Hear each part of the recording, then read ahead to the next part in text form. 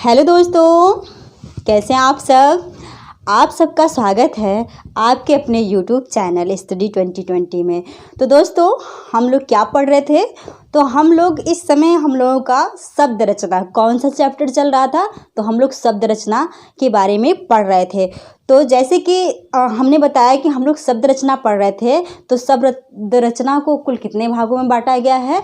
तो शब्द रचना को कुल 5 भागों में बांटा गया है। तो जो शब्द रचना है तो उसका हम लोगों ने 3 ठो क्लियर कर लिया था। जो 5 भागों में बांटा गया तो 3 भाग हम लोगों ने क्लियर कर लिया था। आज हम चौथा भाग पढ़ेंगे, वो है काव्य शास्त्रीय अर्थ के आधार पर। क्या है? काव्य शास्त्रीय अर्थ के आधार पे।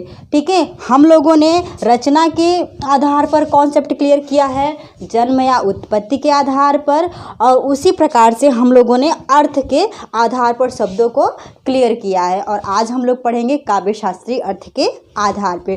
तो आइए दोस्तों, जो भी हमारे फ्रेंड अगर क्लास में नोट्स बनाना चाहते होंगे तो प्लीज़ आप लोगों से रिक्वेस्ट है कि आप लोग अपनी कॉपी और पेन लेके रेडी हो जाइए। और क्लास में बिना किसी देरी किए हम लोग क्लास को स्टार्ट करते हैं। तो आइए फ्रेंड, क्लास में क्या पढ़ना है आज?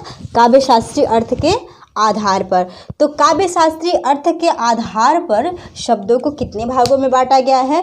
तो काव्य शास्त्रीय अर्थ के आधार पर शब्द को 3 भागों में बांटा गया है। कौन कौन? शब्द का अभिधा रूप, शब्द का लक्षणा रूप और शब्द का व्यंजना रूप। कौन कौन सा? शब्द का अभिधा रूप, शब्द का लक्षणा रूप और शब्द का व्यंजना रूप। यानी कि काव्य शास्त्री के आधार पर शब्दों को कितने भागों में बांटा गया है। तो 3 भागों में। कितने भागों में? तो 3 भागों में। ठीक है, इतना आया समझ में? इतना हुआ क्लियर। तो आइए फ्रेंड, अब हम लोग क्या हेडिंग डालिए। हम लोग हेडिंग कौन सा डालते हैं? हेडिंग डालिए शब्द का अभिधा रूप। पहला कौन सा? शब्द का अभिधा रूप। ठीक है, क्या डालेंगे हेडिंग? शब्द का अभिधा रूप। ये शब्द का अभिधा रूप यानी कि क्या है, कैसे पहचानेंगे, कैसे कहेंगे, आप लोग बताइए। तो देखिए, जहाँ किसी शब्द का सीधा रूप प्रस्तुत किया जाए वहाँ शब्द का अभिधा रूप होता है। कौन सा? शब्द का अभिधा रूप। यानी कि जहाँ किसी शब्द का सीधा रूप प्रस्तुत किया जाए, क्या कोई भी चीज़ है उसको उस सीधे रूप में प्रस्तुत किया जाए, वो क्या है? वहाँ शब्द का अभिधा रूप है। क्या है? शब्द का अभिधा रूप। देखिए, जैसे श्याम कक्षा का अच्छा लड़का है।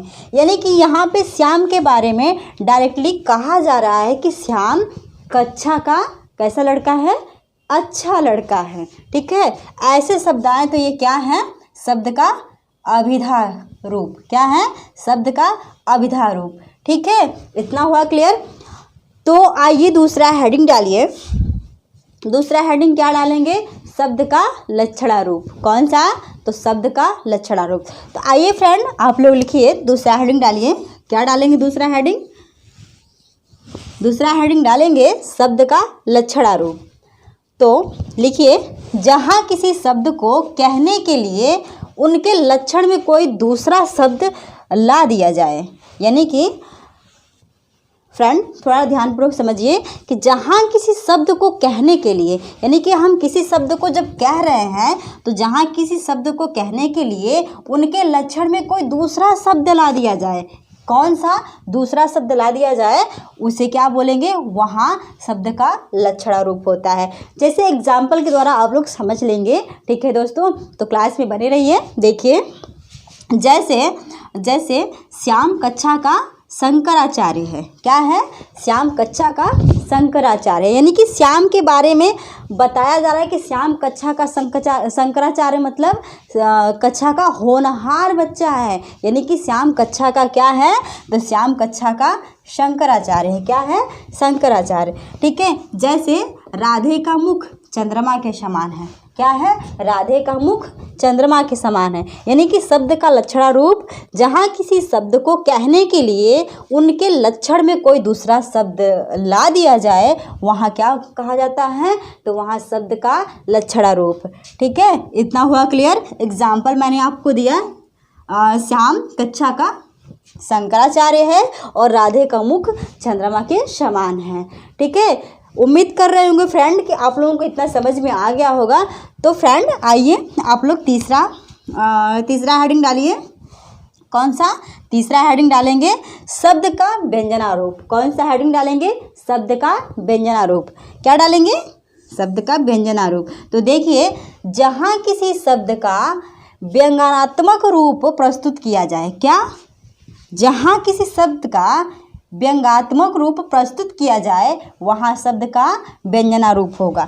यानी कि जहाँ किसी शब्द का व्यंग्यात्मक रूप, यानी कि व्यंग्यात्मक रूप जो है उसको प्रस्तुत जब करेंगे तो उसे क्या बोलेंगे? उसे शब्द का व्यंजनारूप कहेंगे। जैसे सोहन गोबर गणेश है। क्या?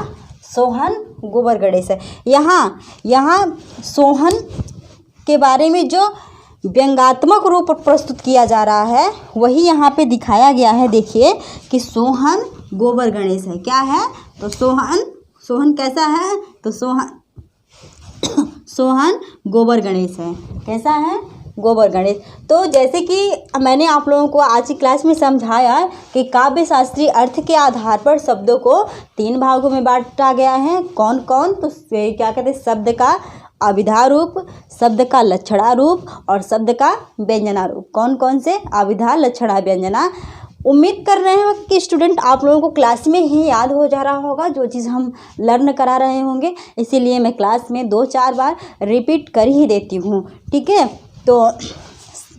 तो उम्मीद कर रहे होंगे कि आप लोगों को ये क्लास पसंद आया होगा और क्लास में समझ में आया होगा कि काव्य शास्त्रीय अर्थ के आधार पर एग्ज़ाम में अक्सर ये पूछता नहीं है, लेकिन जानकारी के लिए आप लोग इतना जानकारी ज़रूर रखिए। ठीक है, कभी एग्ज़ाम में आ जाए तो उसमें कहीं गलतियाँ ना हो। ठीक है, किसी प्रकार की त्रुटियाँ ना हो। तो दोस्तों, आज का क्लास बस यहीं पे एंड होता है।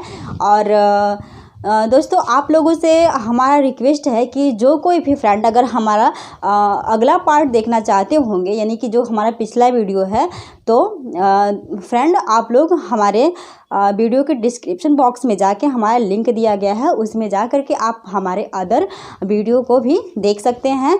तो दोस्त, अब तक हमारे क्या कहते हैं क्लास में बने रहने के लिए आप लोगों को बहुत बहुत धन्यवाद। तो फ्रेंड, आप लोगों से रिक्वेस्ट है कि आप लोग ऐसे ही हमारा सहयोग करिए और चाहते हैं कि आप लोग हमारे द्वारा जो कुछ भी नॉलेज और जानकारी होगी तो हम आप लोगों को वीडियो के माध्यम से प्रोवाइड करवाते रहेंगे। तो आज के क्लास में बस इतना ही और मिलते हैं अगले चैप्टर में। चैप्टर तो यही रहेगा, अगला पार्ट इसका है विकार के आधार पर शब्दों को कितने भागों में बांटा गया है, विकार वाला शब्द यानी ये पढ़ना है। ठीक है।